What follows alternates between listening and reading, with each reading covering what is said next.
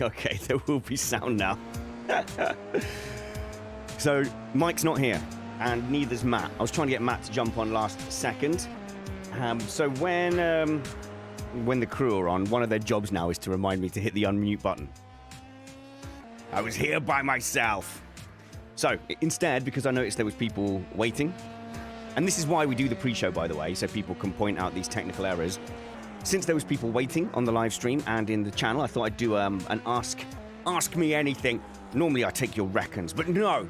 Today I will set myself as a sage for your sage questions. I don't know if this is going to be a podcast. It's certainly going to be a different pace. And I'm nice and relaxed with a cup of coffee and by myself. I've got about 5 or 6 comments from the Patreon live stream, the Patreon Discord that's come in. I did mean to put the chat on, actually, in YouTube, but I don't know how to do that live. Mr. Rooster, I'm back in. Yes, I'm your host, Richard Reddy. My friends call me Spanners. So, let's be friends. I can call some of the panel as well now. My phone is connected to my desk, right? And this is a business line only. Let's just check I didn't put my personal one up. No. This is the business number that you can call me on. I believe it will ring. So if you want to call that number and we're live and you want to chat to me, then go ahead.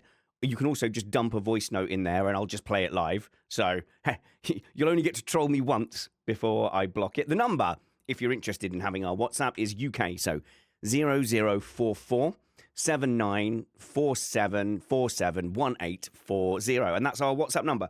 You can use it to communicate, like to message, but I would rather we just kept it for things for the show. For communication, join us in our Patreon Discord at patreon.com/missedapex. So there's some questions coming in. I'll do a mix between the personal ones and the F1 ones, since somebody there is asking about my coffee.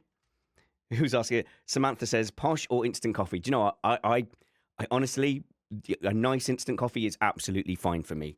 I don't like the Americanos. I used to love going into a coffee shop and ordering a filter coffee, but we don't seem to do that. When I go to America, I'll have a filter coffee, but I can't stand this trend of Americanos and espressos. That is the main thing. Oh, we've got a first call. So no, instant coffee. We have got Stephen. You're our first test of a live call here on the live stream. Hello, can you hear me, Stephen? I sure can. Good morning, Spanish. Quick question. We've got a live caller. Hello. Contrast. Go on then. Say again. Slight delay. Good morning. Good morning, Spanners. Could you please compare the difference of the leaders in Formula One right now and their attitudes towards the cars between some of the middle markers like Verstappen, etc.? I'd be grateful. Thank you and have a great day. Hey, for context, who are you a fan of? Is he good? Actually, I'm a diehard Lewis fan since '98. Okay, so you might be experiencing. Thank you. I'll take your answer offline. It works. It works. It works. It's alive. Call-ins are alive. Yeah. So obviously, I'm a Lewis fan as well, and it's really, really easy to be going. The Verstappen fans are only complaining because the car isn't going well, and that car really, really isn't doing well. And I don't know if you guys saw it, but someone from the VIP areas above, because you get people above, managed to take a picture of the weighbridge after qualifying. Now, after qualifying, you would assume the cars are running light on fuel, right? So that's the lightest the car should be. And it's looking like it's running some 20 kilometers, 20 kilograms overweight, which is absolutely massive if true. And so that's going to be costing you sort of a second. So that's a second of pace just by weight, no matter what else they do. So absolutely a problem for Verstappen. And if that's affecting the way it handles, so people were looking at the configuration of the Honda with the ECU on top of the battery and saying, well, is that affecting its weight? Because it looked like it was understeering and oversteering and just looked horrible. So if Verstappen's having no fun at all, he's coming up in front of the cameras and going, hey, guys, this is obviously terrible. I'm slow. If I overtake someone, they just overtake me back. The car's undrivable. He doesn't seem to quite get where he's meant to be harvesting and where he's meant to be flat. I didn't realize this. For half the race, he was lifting through turn 6 because he thought he was supposed to be doing that, I guess, for harvesting or regen or not deploying. I'm guessing it was for the super clipping, right? And then, yeah, Lambiasi is on there saying, no, flat through six, mate. Well, why didn't anyone tell me? And that's what led to his comment of saying, oh, I'm just here to help. I'm just trying to help you, Max. So, yeah, from Max's point of view, it's really rough. And he's coming out there and he's going, he can't believe it. Why are people saying it's good? It must just be because they're winning and they're up front. Well, it's probably more than that. It's that the cars up front are probably really fun to drive. So if you've got a fun, fast-starting Ferrari and you're dicing with your teammate, then yeah, going around China in a light, fast, competitive car at the top of the grid probably is fun. Yeah, Chris, I am referring to the photos of the cars being weighed. Tell me I've not been duped. Have I been duped? Oh, no. But yeah, clearly, in any case, that car isn't great. I need to move the Discord to a place where I can read it more easily because it's you guys I'm hanging out with. Teja says that, is that Spanish? Teja says Spanners reinvented radio streaming. I loved my call-in radio shows. Absolutely loved them. I would love to do like proper call-ins. There was a bit of a strange delay because it's on Bluetooth. I can come up with a better call-in system. Yeah, so yeah, for Hamilton fans, it's joyous to see Hamilton back up front, and obviously the Mercedes guys are enjoying it as well. And it's a completely different battle. Oh, hello. Does that come through, the ringing tone? Well, let's see. This is Matt from the United States. Hello, Matt. Hello. Yeah, you need to turn your radio down, Hi. sir. I can hear myself in the background. I love it. I used to love saying that on radio. Hello, Matt. How are you? Okay, let me turn speakerphone off. How is your... How's that? Is that better? Yeah, that's great. How's your Tuesday morning going in America, Matt? It is colder here than I would like it to be. Otherwise, pretty good. So we were just talking about the different fan bases enjoying things differently. I've experienced that all the complaints I've been getting on the YouTube channel about the regs, I ask, just out of interest, who are you a fan of? And it is a lot of Verstappen fans. So who are you a fan of, Matt? I am a fan of the sport, and whichever driver I tend to like the personality of. So right now, I guess it's Antonelli.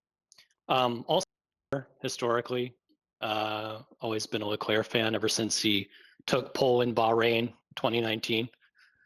But I just I had a thought about what you were saying the other day on the reaction to the Chinese Grand Prix about the action in the first 20 or so laps just being the cars kind of unwinding themselves into the correct running order. Did you hear me saying that on the ringer?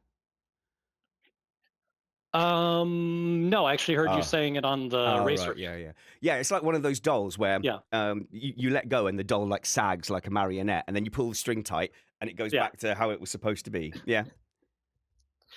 No, but my thought is this: that is true. That is kind of what's going on. But what keeps, for me, the excitement and the tension still there is they are still on the same strategy, and they are still racing for position, and there still is a little bit of a fight going on, and there's potential that something can go wrong. And like those overtakes that the Mercedes have to make to get past the Ferraris, they still have to make them, pull them off cleanly, and not crash. Yep. And the Ferraris aren't just letting them go by. So there is drama, even though you know what the result is probably going to be by the end of the race. It's not a guaranteed thing. So for me, there's still excitement in that. So that's all. I just had that thought. There's still definitely peril in that overtake. Thank you very much, Matt. I hope we hear from you again. Thank you. That's something you say on radio, even if they were terrible, which not that he was. No, that's it's not what we're used to. That's the jarring thing at the moment. So I still have a problem with those yo-yo overtakes, but Matt is right in that when somebody is slow in front of you, they can still defend you, they can still block you if it happens to happen in a corner. So Hamilton was getting overtaken on the back straight and couldn't really do anything about that, but then had extra power going towards turn one. And now that was perilous. So actually it was perfect how it worked out in China, which is Hamilton, who's leading that battle, gets taken, and his way to now defend is to attack, is to go overtake again around that first corner complex. And I think I've fixed it so you won't hear the ringtone now. There we go. All a work in progress. Forgive me if you're listening back to this afterwards. None of this was planned at all. So I'm trying to not be miserable about the yo-yo passes. I don't quite understand them. I know apparently when you see the green on the screen, that is them pressing the boost button. I would like the big light on the top to make it absolutely clear. I'm specifically using the boost and overtake now, not the we happen to be deploying batteries in different places. But you know what? It's almost a big so what. Oh, so is it less of a value overtake if you're just coming up to a car and you're much faster? You still have to overtake them. We still count that as an overtake, except now they've got a chance to come back at you immediately. Now you're not safe. You know, we're not going to get races like, well, hopefully we won't get it in Monaco, where you're backing your people up behind you so your teammate can get 2 free pit stops, and so you're driving incredibly slow. Or what did we have in Singapore a few years back, where you had Carlos Sainz deliberately giving Lando Norris DRS so that he could defend against Russell and Hamilton coming from behind? I think that was the scenario. You know, you're not going to get those things. Haha, there's another caller, and it's Nat, and you didn't hear the ringtone. So I fixed it, and I fade him up. Hello, caller. Hello, Nat. Where are you calling from? Oh, it's reconnecting. We lost him. Make sure you got good signal, kids. Yeah, so we're not going to get that kind of... There you go. I'll have to hang up on that one, I'm afraid. We won't get those scenarios where you're just blocked. And, you know, somebody said to me online when I was complaining, they said, do you want DRS passes back, trains back? So no, obviously I don't want DRS trains back. All right, well, give this a try. Have you spent decades whinging that there's too much aero and they can't follow each other? Yeah. So we've got to find a way to create differences in speed at different times, or you're always going to end up with the fastest cars starting at the front, slowest cars at the back, and then they spread out over the course of the race. Go and watch, like most kart races are like that. If you go and watch kart racing, they're like that. Watch like the not W Series, F1 Academy. Those races are kind of like that. So you have to do something. You either have to mix up qualifying and do reverse grid, and then that's going to be seen as a gimmick. I like the fact of having Joker races. For 3 races, you've got to start at the back. And it doesn't get revealed until I don't know. You have to put it in a secret envelope at the beginning of the weekend that this is your Joker and that you're going to start from the back of the grid.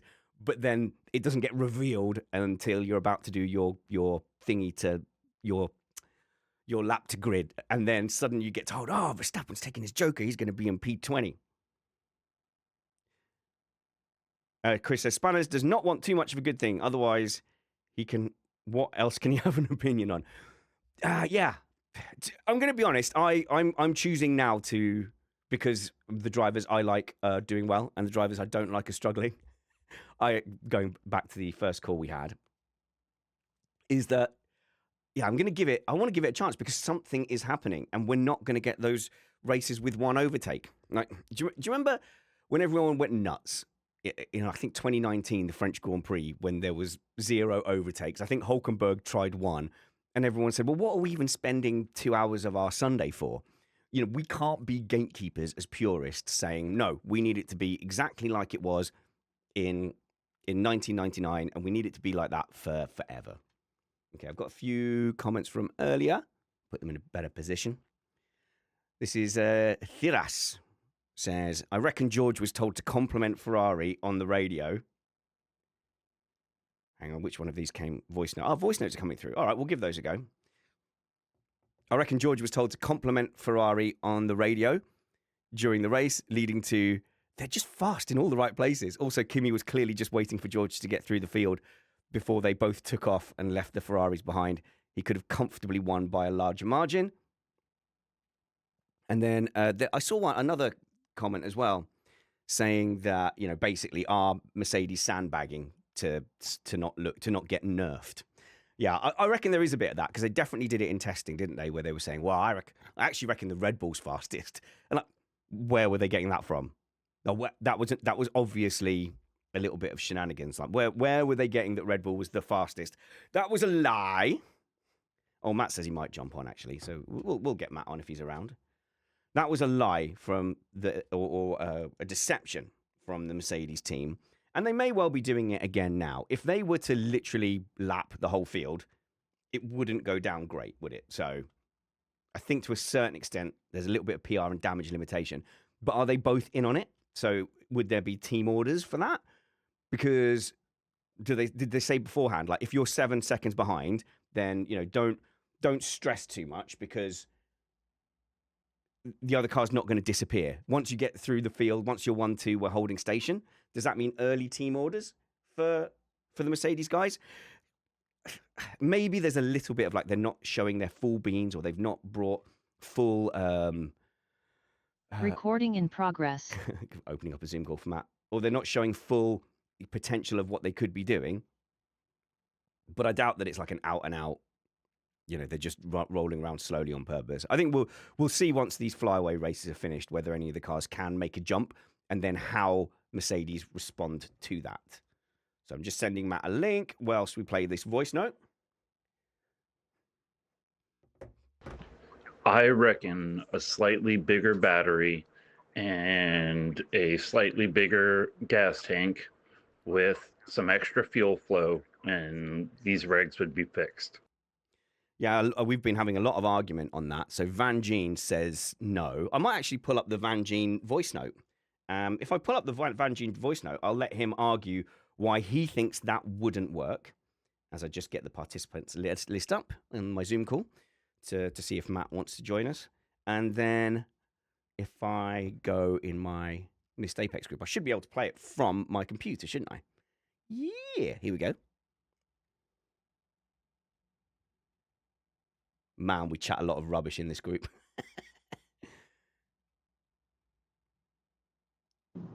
Alex Van Gene. Ooh, Kyle said a wrong thing.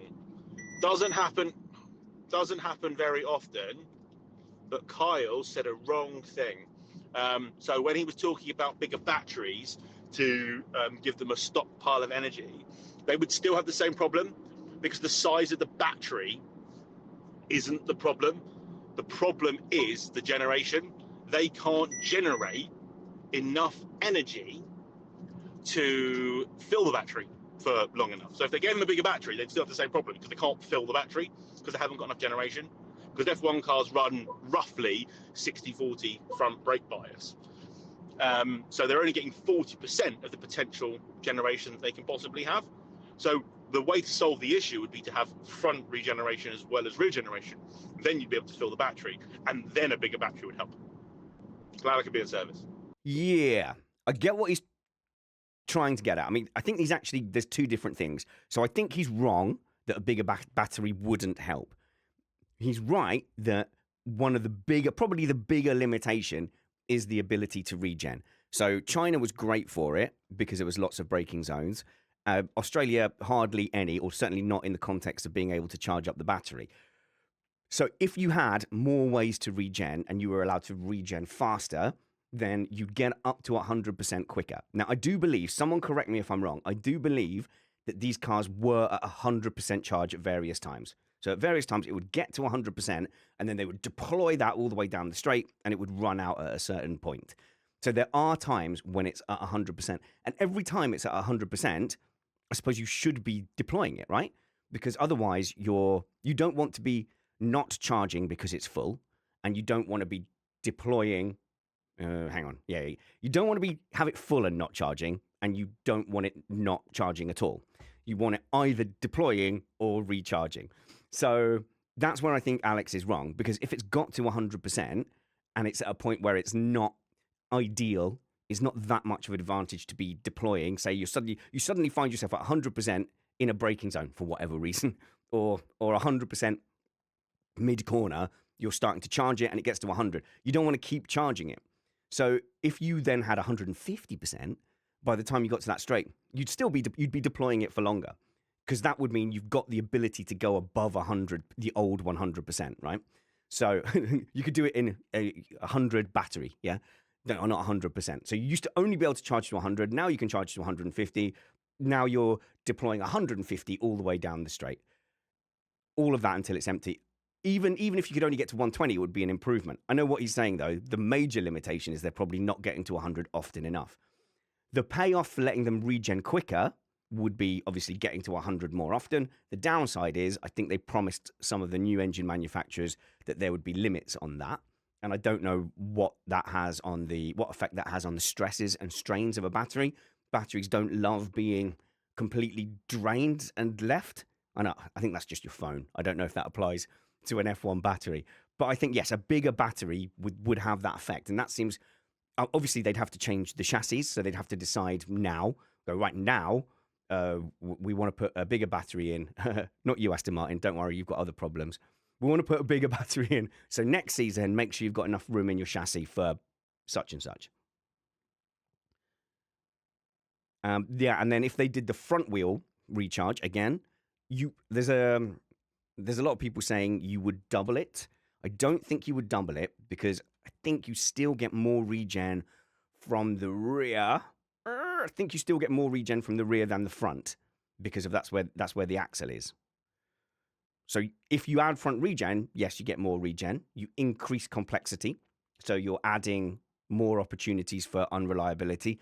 Plus, again, you've got this competition between the engine manufacturers as to what should be banned versus what should just be innovated around. So I reckon they said to these engine manufacturers, yeah, if you come in, you're not going to be penalized by the greater experience. So extra complexity, extra capacity suits the extant teams more than the new ones, I reckon. Yeah, that's a good little voice note, that. And we got Alex's incorrect one in as well. The other ones are all from Mike, so I'll save them for tomorrow at 3 p.m. This is from Chris. It says, does the engine decide when to start super clipping or the driver, or does this happen when the battery is empty? Yeah, so the phrasing on this is very awkward. And the phrasing almost doesn't matter. They coined super clipping. But yeah, when it's going down the straight and then runs out of power, that's just clipping. They've run out of battery power. It's just going on the ice. I'm guessing that the super clipping is when... Go on then, someone tell me what you think super clipping is when they are actively going slower than they could be going around a corner with gears down, because then you're using the engine as a generator to recharge your battery. So I think that element of to go, well, if we are depleted on battery and we're just trying to charge, the engine mode is in a recovery mode, and we're also in a high revving lower gear, that's the super clipping. So I think in that regard, that's the driver and the teams deciding to do it. If the battery's empty and they're going down the straight, I don't think it regens. Bruce says, how do you regen at the front? It's just like the wheel is like a windmill, right? And you move I don't know specifically, but you move a conductor through a magnet, right? And then that generates current, and you send that back to the battery. So, I don't know, some magic box that does that. Tasia, yeah, the rumors of the cars being overweight. I didn't see any of the weight information on any of the other cars. But yeah, being overweight is going to be massive here because you're energy starved. There's no way you're pushing through it really, and there's less opportunity to just strip down all your aero and just be like a rocket ship that's slipstreamed. Like the 2014 Williams got to P2 or P3 in the championship just by being fast in a straight line with the Mercedes power unit. And then also they had they had just no wings. They had no aero whatsoever. I think Matt's just joining the call now, so expect some fluffing around while we get Matt on. Yeah, I'm just talking about the 2014 Williams. But whereas there's less opportunity in these regulation sets, as I just try and find a way to get you on screen, Matt. There's I feel less. So sad. I feel left out. No fair. You might be Kyle though. We might. Oh, your face is on there. That now. would be an upgrade for me. Your face. He's much younger and smells better. Oh, he smells fantastic. Oh, the karting video's done. We got 10 minutes of just a nice, short, snappy. Did I show you any of it? You can be Kyle for today. I'll show you some clips, I think. Yeah, you showed me some clips. And actually, I've had people tag me about my racing discussion with Stevens. And I think the race footage of that is now included in the video as well. So people will get to see what you were arguing about. How apart from that, how are you, Matt? Uh, well, it's interesting. We're making plans to go to Lily's graduation. So there's like that from college. Jeez.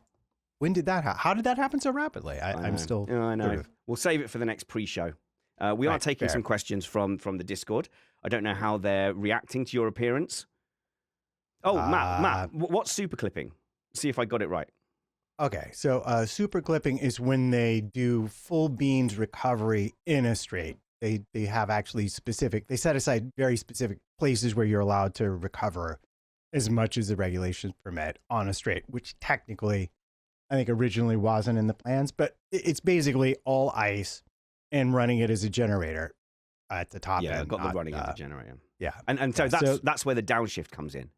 Not the downshift is sometimes yes to keep because you want to keep maximum RPMs. But the thing that I've sort of cottoned onto that probably bugs most people is just the sound of it because you can hear the revs dropping when they do it. And as we've learned from 2014 and pretty much any time we've ever changed any power unit, people are very, very sensitive to sound. So a lot of people, the sound is important because how often have we heard about, oh, it's not V10s, I don't like it anymore. And it's just, it really is just sort of a thing that's an important part of the sport for a lot of people. So I think it's a valid complaint.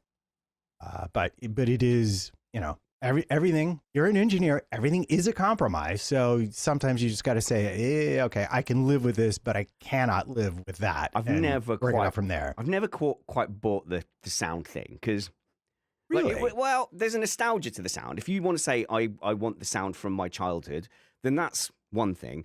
If you'd never heard the V10 sound, right, and you just heard Formula One and you're a fan of it, then one year you turn up and it's these, and you'd be like, oh my God, why? Like, what is going on? Are they broken? Why are they doing that? Yeah, well, this is my point. Like, a subset of people, and as a musician, I feel like it's okay for me to say this. A subset of people will be very sensitive to sound, as it were. Yeah. Oh, and yeah. So I can accept that it really does bug people a lot sometimes. But again, it's the whole package they're selling here. So they'll cater to you to a certain point. Remember that crazy thing Mercedes invented in like 2015? Because Bernie was so unhappy with the trumpet. Yeah, the trumpet. It was the most ridiculous looking thing you'd ever seen. It was like embarrassing. It looked like something a doctor's office would have that you wouldn't want to talk about with anybody. Well, there's that. The other side of it is is it representing something? So for me, it was giving away an engineering thing, which was the dying on the straights. And I tongue-in-cheek suggested that what the FIA might want to do is make sure or the F1 is cut away at that drop-off point.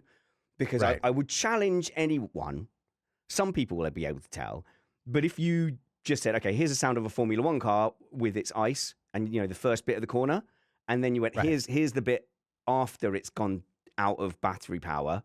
That I think people would go, yeah, both sounds like a race car. It's the changeover that is the jarring thing. So people can hear the falling pitch, and that automatically tells you that the car is slowing down, and it's on a straight, so it doesn't make sense. It looks weird. It makes them unhappy. So people say, oh, they're cutting away. Like, yep, it's a conspiracy. Yep, and a smart one at this point because it's only the nerds like us and the listeners. Yeah, well, and you have to accept, too, that at the end of the day, their job is TV production. Yeah. So it's not a conspiracy. They're like, oh, this doesn't play well, so let's not show it on TV because our job is to show things people like to see on TV. It's that kind of a thing. Yeah. Yeah. So, there was people asking about the entertainment side and the fake side. I know you converted earlier than a lot of the panel to, actually, these are fine. Yeah. Well, I mean, really, when I saw what happened in Australia, I'm like, oh, okay. So, and annoyingly, I will happily say they should not have had this result because they really did the original. I have heard from a person, like sort of the original plan for these regulations, like what it was before it went to the technical working groups and the manufacturers and stuff like that. And none of this would have actually been an issue if they'd followed through with the original plans as presented. And it's just, it confirms everything we have been thinking. Yeah. And the fact that they turned up with something good by doing it bad really bothers me. So this is what we did cover this. So it's the amount you can regen, the size of the capacity, I suppose, of the battery, and Right. then the lack of the front wheel harvesting. Or the Yeah. spec MGUH, which is the original plan. Oh, the lack of the MGUH. They must be cursing the gods, because I don't know. But then again, without that, they wouldn't have this yo-yo overtake, which from a broadcast point of view, they have decided to treat as quote unquote real overtakes. Did Kyle not share my analogy on Sunday with you? Go for it. It's like a really great tennis rally. There's a lot of back and forth, but eventually somebody wins the point. And I think that's what you're really, maybe not in more of it's random now because the drivers and teams are still just figuring out how it all works. But as they get on top of it, that's what it is. Like, yeah, I'm going to pass you here, and I know you're going to repass me there, but that means I can take you there, and then there you're going to use up more battery. So that means that by lap 3, you're not going to be able to keep me back. I'll be able to break the chain. Yeah, or it's like cycling, when they're up the hills and someone attacks and they reattack and they reattack, and then eventually someone goes and no one can keep up with them. It's just a different kind of a contest than we're used to, because we're used to just like the one pass and done. Like once the faster car gets by, that's it. The defender has no chance. Now the defender has a bit of a chance to make life more difficult. And it's turned out to be interesting when the cars are closely matched enough. If we understand it better, if they had an energy bar on the side pod, have an energy bar on the side pod, which shows you that instead of the guesswork with the batteries, there was a real sleight of hand where it looked like it was showing you the batteries, and it looked like it was showing you the things. And look, I called them reality adjacent, because they were good enough for illustrative purposes. Right. They should have had a little asterisk, but they always had them at times where it wasn't crucial to the overtake, so you couldn't actually match up and go, this overtake has happened. Is that because Hamilton now has more energy and he can deploy it? Those graphics weren't present for those, as far as I could tell, and it was left to the commentary team. But there was some fight in that, and there was some entertainment in it. But with cycling, passing has never been like a hard thing to do. You can go faster and choose to pass. So it's difficult then to wrap your head that Formula One now has an element of that, where you can choose to be ahead in a way. Yeah, you can pick your moments. And the people who are better at passing with the least amount of extra energy deployed and passing in spots that then lets them recover more energy to defend, which is why I think you started to see people going, oh, hey, you know what? On the turns, it actually is better for me, because then I have a couple of braking zones to retake. And we saw some dicing. You remember Leclerc and Verstappen fighting over the DRS zones. And again, like in Jeddah, Hamilton, and was it Alonso? I can't remember.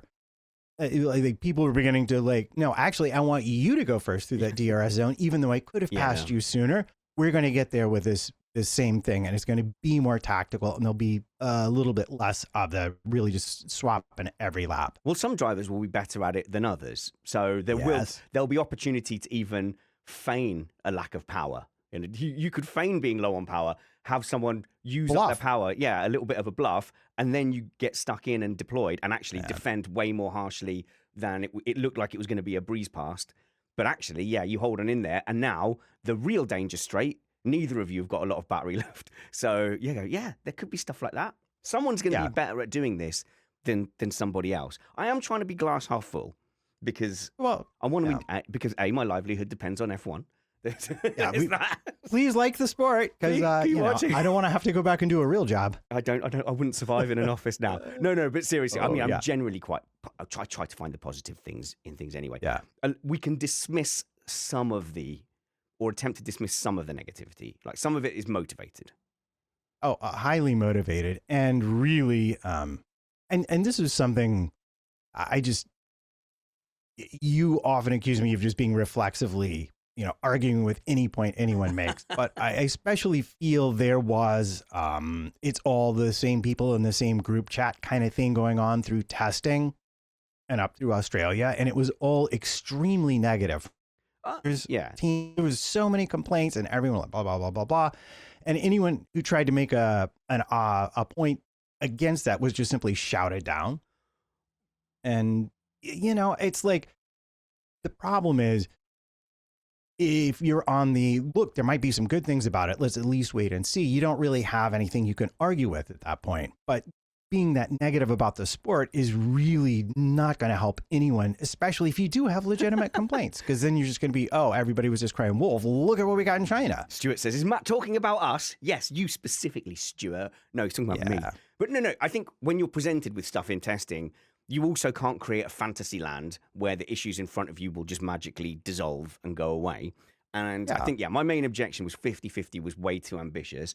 They're going to have to do a lot of sticking plasters to cover up for that. But sort of well done for the sticking plasters. Like if you do the sticking plasters and you admit, then that's good as well. Well, and so this is two things and gives me a chance to brag about my Scott Elkins interview again. Because I asked him, Scott Elkins, Formula E race director, Charlie Whiting protege, said, like, look, we understand in race control that the teams will always outsmart the regulations. Our job is to wake up Monday morning and in that loophole as rapidly as possible so that we keep a level playing field for all the competitors. And I think finally, for the first time, because you saw, going back to Senna, you've seen so many overreactions from the regulatory body when a thing goes wrong that looks really bad for the sport. And for the first time since I've been paying attention, they said, hey, you know what? How about we just collect some data first? And then we have an adult discussion about the best way to proceed. That doesn't mean there's not going to be a knockdown political drag out, because if you go one way, you're helping one subset of teams. If you go the other way, you're helping a different subset of teams. So there's going to be an argument about, do we need to enlarge capacity? Or do we need to reduce deployment so that it's properly balanced across all of the tracks? And depending upon how you've designed your car and how efficient your harvesting is, one answer is great for you, the other answer not so. I wonder if we're going to get a swing back the other way with Suzuka and the lack of regen zones there. Suzuka, I think, is on the list of being a normal track. There's a list somewhere in our notes. I can't I have to go find it right now because I haven't really set up for a whole show. Regen neutral. Don't worry, we won't be here forever. No, it's fine. There was an article in the race that had them all listed, and I think Suzuka was in the same category as China and stuff like that. There's enough braking zones relative to deployment that it wasn't a special category of you don't get to use as much energy per lap. It was in the standard list, but yeah, we'll see. We'll see how it goes, but that's what they're going to do. And then for Miami, if they make changes, that's where we will see changes. If you're watching live, this is just me, and then Matt joined me as well because we didn't have a Mike Caulfield episode for you. He had to dip out. He'll be with us tomorrow at 3 p.m. There's a number at the bottom of the screen there. Save that to your WhatsApp. That's just our WhatsApp number, primarily for voice notes, but also you can call in now. If you fancy dialing in, use your WhatsApp to call. It will connect to my desk. It worked, Matt. It worked really well. And I was like, yay. I thought I'd just give it a go. And look, we're just like the F1. When things go wrong and they aren't going to plan, then the experiment, the sticking plasters, can give you new ideas and new concepts. So while they would never have planned for the yo-yo passing, it has neatly demonstrated that the cars can follow. So if they didn't have this, you would have less opportunities to go, oh, these cars actually can stay behind through a corner. I think if I said to people, there's going to be some problems, but you are going to see multiple cars staying close to each other through corners, that's the reward for just sticking with stuff for a while. I wonder if people would have taken that deal and gone, do you know, I'd give anything to see that back in F1. Or ever. Yeah, and this is Taya in the chat has put it up, and yeah, Suzuka is one of the 9 megajoule recharge. It's in qualifying, so I'm assuming it's in the list of regular tracks. Right. Explain that to me. So we've got Monza at the top with 6 megajoule track, and Shanghai, Suzuka, Shakir, Miami, Monaco, Spa as 9 megajoule. So does that mean that's how much they're allowed to harvest over a lap, or is that the rate? Right. Is that a rate of harvest, or is that an amount? It's an amount, isn't it? It's an amount. Yeah. So there's a hard limit per lap in this regulations, but it's also stated that it will be adjusted on a circuit by circuit basis. And so the least amount of recharge allowed is sort of a proxy for how energy poor in terms of harvest the circuit is. So Monza, obviously, there's like what, 1.5 braking zones where you can really grab a lot of energy. So they've limited that. They've really rocked it down. Yeah. Someone was saying they were surprised to see Silverstone not in the top one. Think about Silverstone. You go through Luffield. Yeah, after Luffield, the tight right-hander, I don't think they hit the brakes again, do they, until Stowe? So you've got big sections of the track with hardly any even lifting. Well, so the interesting thing is having dipped the amount of downforce significantly, you might actually see a little tiny lifts through Maggots Beckett's now. Just to get some, just to keep the rear end stable a little bit, or adjust the balance. But you're right. Having driven that circuit before, once you get you get through the farm or the loop, whatever it is, the village, then the loop, village, Once you get through that twisty bit and you're on your way down to Luffield, you're not smashing your brakes really a ton, except for the turn into Luffield, and that's a very long way to go on throttle, and that would be why.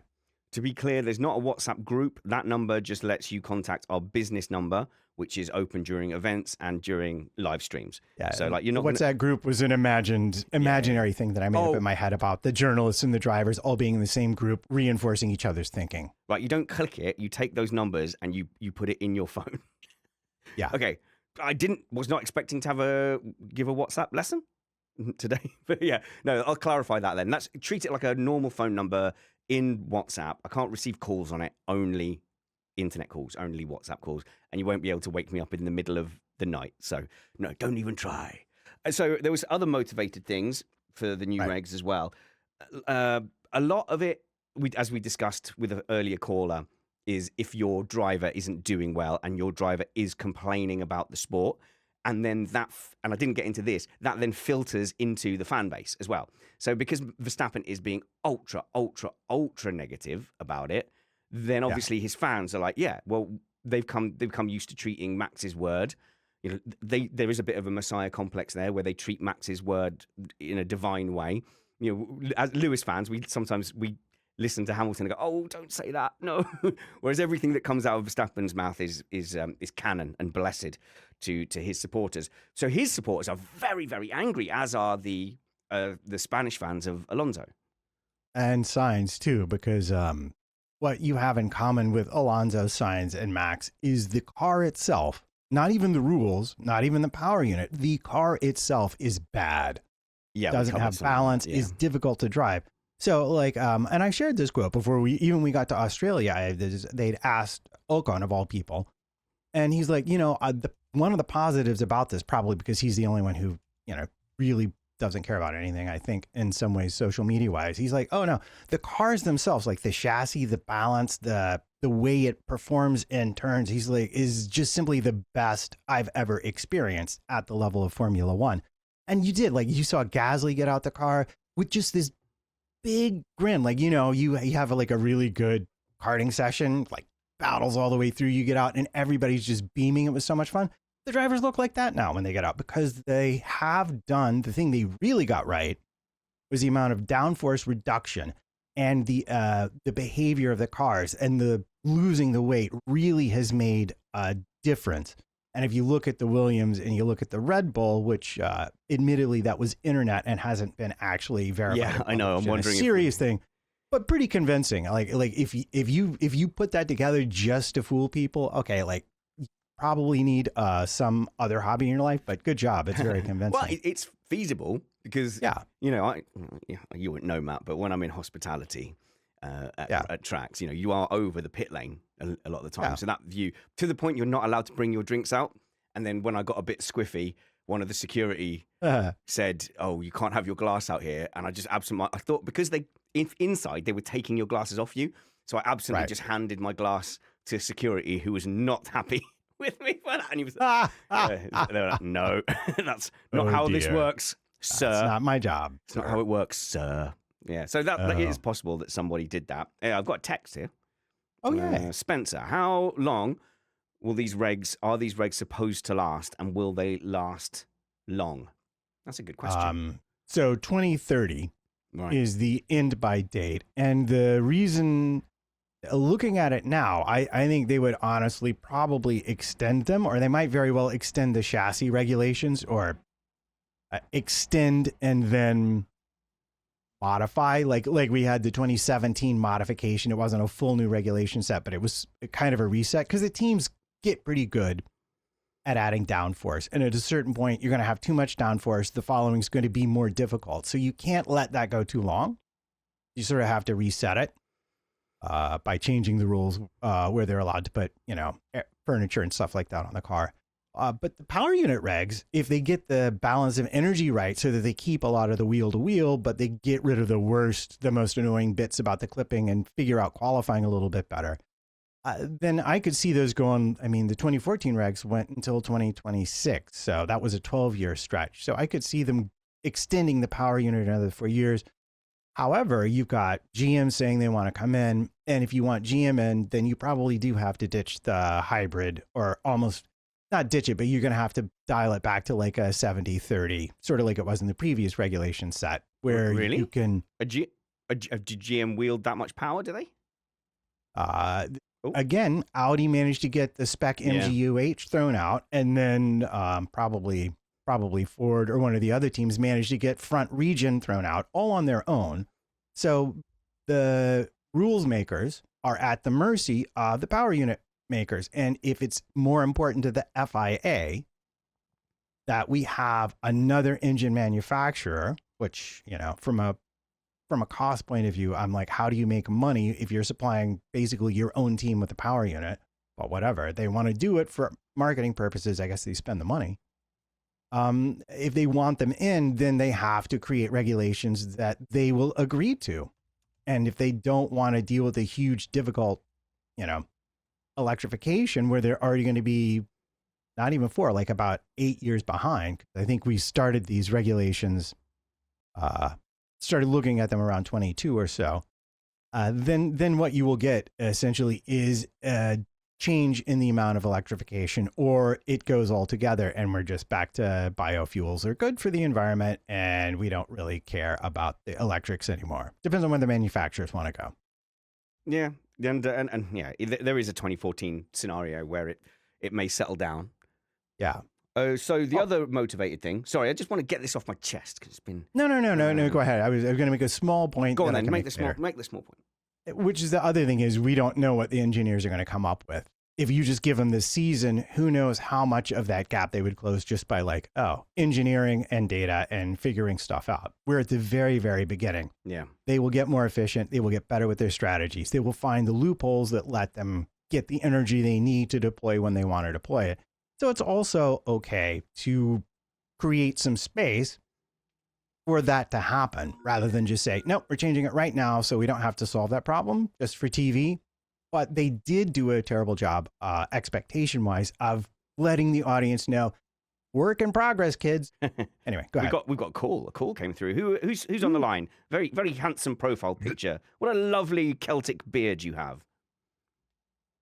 Thank you, Spanners. I appreciate it. This is Perko in Nashville. Hello, mate. How's it going? What's your point? Sorry, that was my really point, rude. We've been doing so well in line for the seat of Ferrari.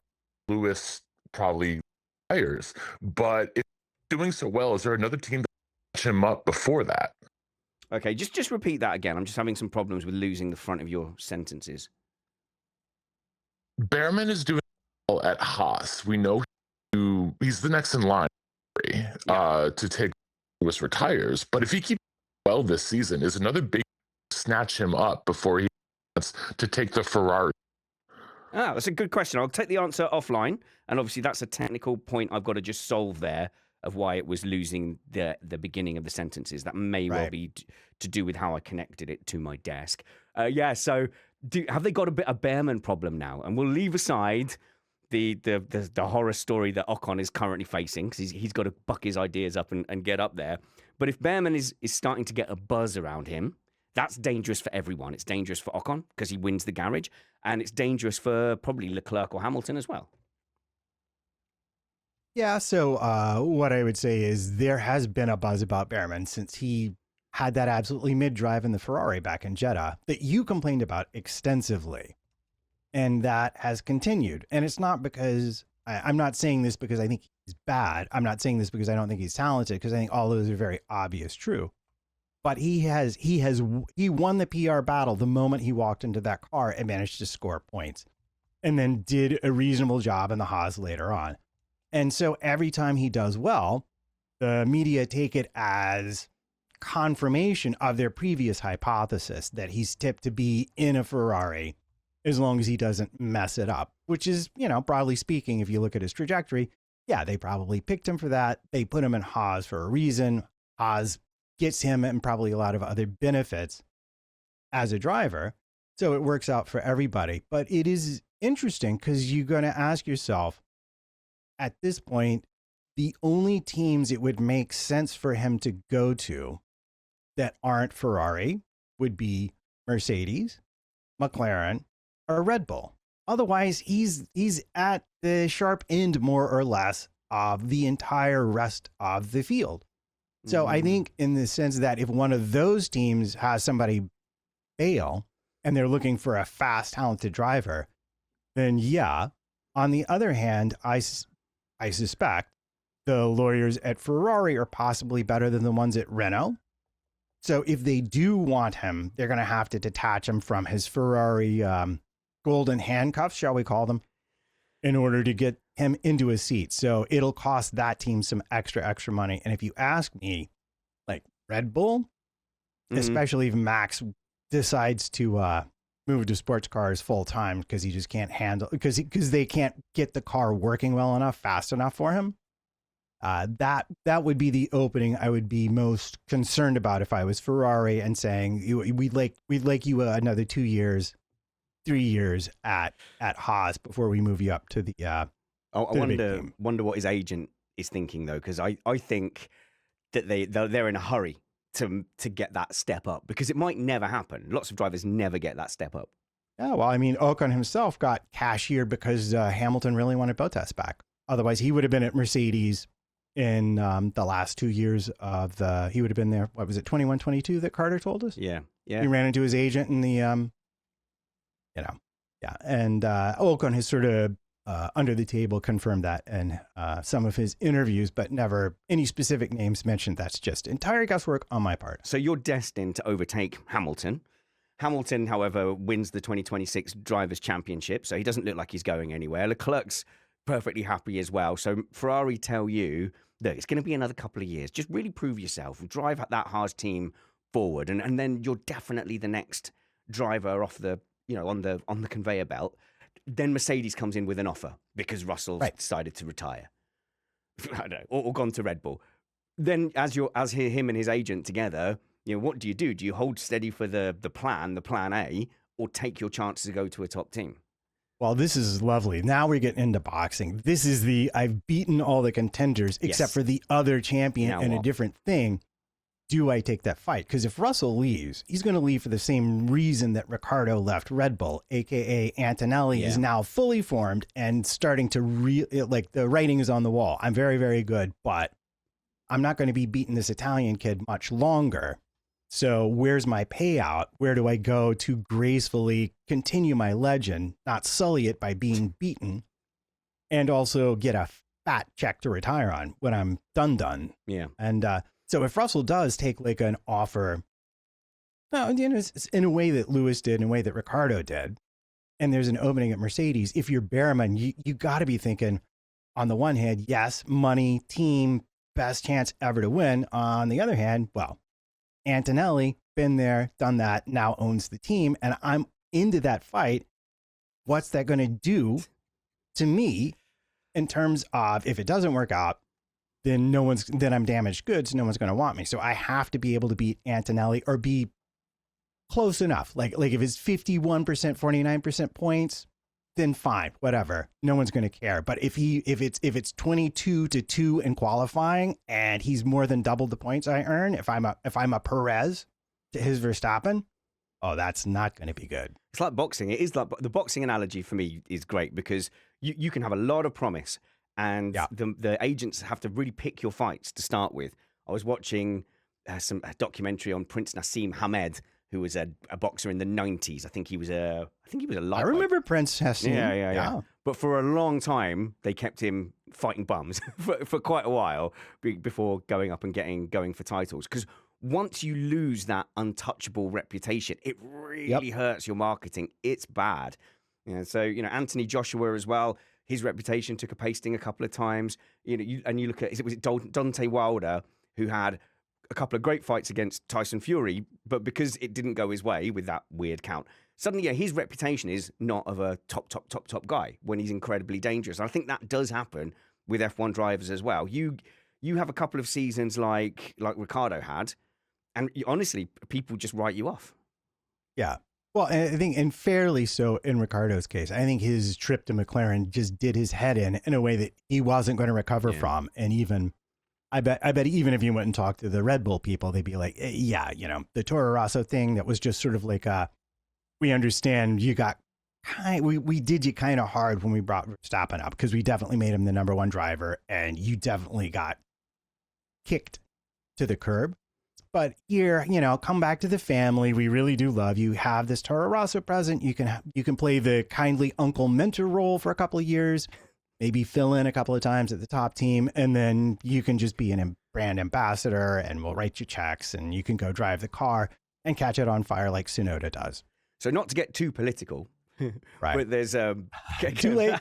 So this does relate to the point I was trying to make about some of the motivated reasoning against the regulation. So my last one really on that is people who are against any of this evolution away from the ICE. So some of the bring back V10s is because anything sustainable is woke. So there's the school of thinking, well, you're just doing this for environmental reasons. And that's rubbish, and we shouldn't care, and we just need to stick to what we've always done. So a lot of it is motivated by that. So any move towards electrification, or just like anything, the fuels, doesn't matter, is dismissed as woke. So a lot of those people are very, very loud about the regulation. So Kevin makes this point saying, can you guys explain to me why it's better for the environment to use the ICE to regen the battery? It seems like they're burning fuel to charge a battery, which seems counterproductive to being eco-friendly. It's have you seen? There's a lot of memes of an electric car, but it's towing a generator. So you've got diesel burning in the generator and then plugged into the car. There is a small element of that as well, but obviously the idea of hybrids in the first place was you use some combustion power to get yourself going, but you save as much of that power as you can through the natural things like deceleration and braking. And so you're winning back some of that power, which you can then deploy electrically. That makes sense to me. That's a perfectly good engineering solution. I don't think there's anything too wokey dokey about that. But if you're having to go out of your way to do different things that make you go slower in order to charge the battery, yes, you're right, Kevin. There is a little bit of counterintuitive thinking there. You wouldn't choose to do that in your road car, and I don't think that would get you extra distance. But the broader scheme that we have to look at is that a lot of this is signaling, isn't it? It's the right optics to signal to the manufacturers, we've got a formula that you can compete in. We've got one that's relevant to the cars that you're trying to sell right now. And even when they were wanting to go back to the V10s, I know you and me argue about this all the time, the sustainable fuels that they're using now would not be suitable for the mass road network. Okay, I always get emails and responses when I say this. I'll just say it again. You're not going to get the road network using these sustainable fuels. The land doesn't exist to make it happen. Can argue that another day. But so yes, there is a little bit of it. We were doing this for, not strictly speaking, the most efficient way. A lot of it is political. Right. So I would like to put some meat on potatoes on that particular dish of an argument. Now I'm hungry. I'm hungry. Well, I haven't had my breakfast, which is an orange. So I skipped that just to be on here. Thank you. So there are the Otto cycle and the Atkinson cycle. I'm not going to explain those, and it's not just because I don't remember exactly which one is which. But fundamentally, if you were driving a car, there are times when you're driving that car where it would actually be more efficient for your internal combustion to feed your battery and to use that. And then there are times when it's actually more efficient to not do that.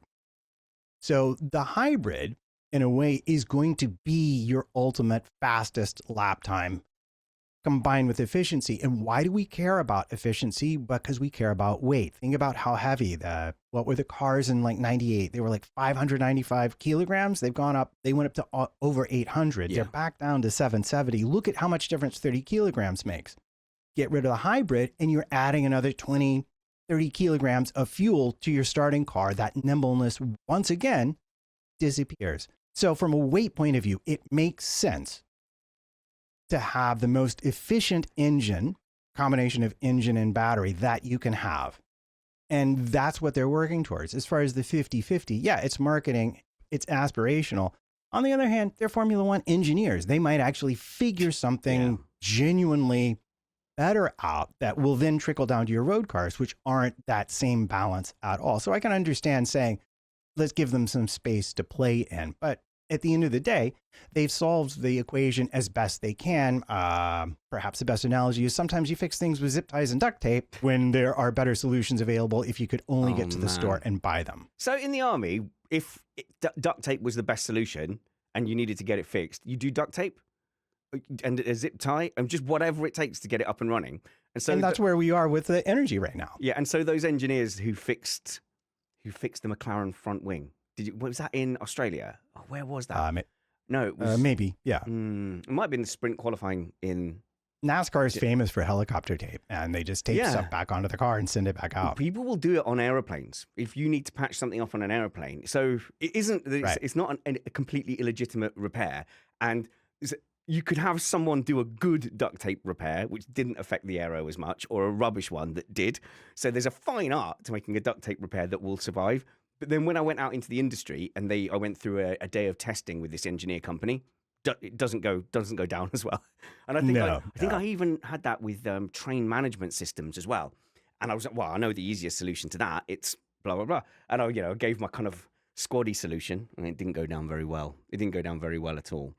Yeah, I mean that's because they put weight on different things when evaluating solutions. Like I fixed my car with a zip tie a couple of days ago because I had another little piece fall off that bottom shield, that plastic nonsense they always put on there. And yeah, I could have gone and gotten some sheet metal screws, but you know what? A zip tie solved the problem. It's not going to go anywhere, and I didn't have to take it to the garage, put it on a lift, or anything else. So zip tie it is for me. But if you worked at if you worked at a car dealership, a zip tie would not be an acceptable answer there, would it? How were the overtakes in the V10 era? Asks Messer Frost. Crap. Yeah. Always. So always. Yeah.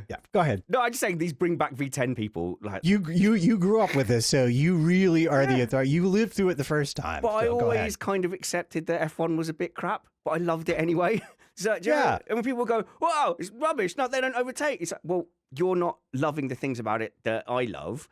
And having overtakes, I don't think it's necessarily ruining it, but it's something that we always just, I know, it's like my poor wife. She's like, I know he's short and ugly and aging poorly, but that's the things I love about him. I love the things I love about him.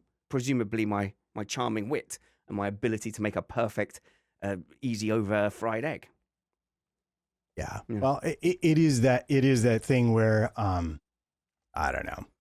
The V10s were really renowned because of the sound they made. The engineering aspect of the V10s, 20,000 RPM, and the sound of any 5 or 10 cylinder engine is just unique because of the harmonics it creates, the vibrations and the way they combine with each other. So if you have an ear, it's the most lovely sound to hear. I think out of all of them, some people will argue the 12 sounds better, but, and believe it or not, there's actually a fair amount of engineering that goes into the noise that the engine will make when it's in the car, especially if we're talking like a road car. They spend a lot of time thinking about that. So it was special. You just heard, I mean, well, think remember when we went to Darlington and heard the NASCAR for the first time? Oh my God. Right? That was life-changing. That herd. As they went past, we just looked at each other like, oh my God, okay, I get it. Yeah, there is something to the sound and to the feel, because you could feel when the sound is that loud, you feel it through your whole body. It's not just an ear experience anymore. MotoGP, is that two-stroke? Not No. since the early 2000s. They had one year that was 2-stroke and 4-stroke at the same time, and I love that. I love them for that. But the 4-stroke was just simply, it was so much better from a rideability point of view that you couldn't compete on the 2-stroke because the nature of the engine was it's just kind of wanted to kill you all the time. Let's see. Mark said, yeah, sometimes you would get 1 or 2 on-track passes. So if you are fairly new and you're complaining about these regs and the passes, it might be worth going and watching a race from 95, 96. I would say skip the refueling because it's not a fair That comparison. confuses everybody. Yeah, it's just you don't know who's in the lead, you don't know who's net in the lead, you don't know how much fuel anyone's got. When people say bring back refueling, okay, fine. I'll bring back refueling if you prove to me that you sat and watched an entire season of the refueling. Well, I mean, it's kind of like the battery thing. The thing with refueling is you could guess based on the times that they ran, like, okay, so they definitely fueled light. They'll have to make extra stops. But you really didn't have a sense of who was competitive at the front until you sort of got to the last third of the race and most of it had played out. The battery thing right now, tactically, just on a lap by lap basis, is similar because you don't know who's gradually winning the point by watching the opponent move farther and farther across the court each time they have to return the ball. Sure. I used a tennis analogy. Are you proud of me? I'm tired. No, because I'm having to take a tennis break because of my shoulder. Oh no! Yeah, no, I'm sad. I'll do some. I'm sorry. Now I'm sorry I brought it up. I thought you'd be so happy with a tennis analogy, but I hope your shoulder. But this isn't as bad as the refueling because you're not going to suddenly realize that the race winner was someone in 6th who you weren't paying attention to, which is what happened in the watch along. When was it Fisichella? I can't remember. It was like we'd not been watching that guy the entire race, and then suddenly it's like, oh no, it was Herbert. It was Herbert. It was Herbert, and Yeah. it's like when you have those mystery murders that my wife loves, and you sit and watch it, and you're trying to work it out, and then the last 5 minutes they introduce a character.